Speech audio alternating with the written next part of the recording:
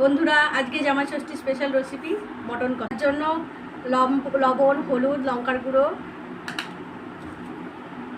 পেঁয়াজ, রসুন, আদা, শুকনো লঙ্কা, জিরে, অল্প ধনে।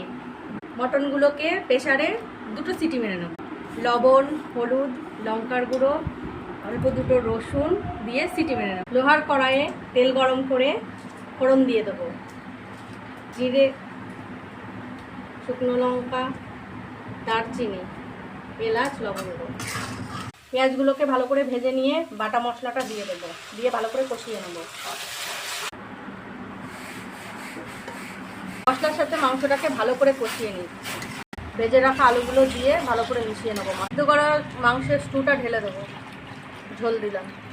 আলু আর মাংসটাকে ভালো করে সিদ্ধ করে নিয়েছি। দেখেন আলুটা কত সুন্দর গলে গেছে, মাংসটাও গলে গেছে।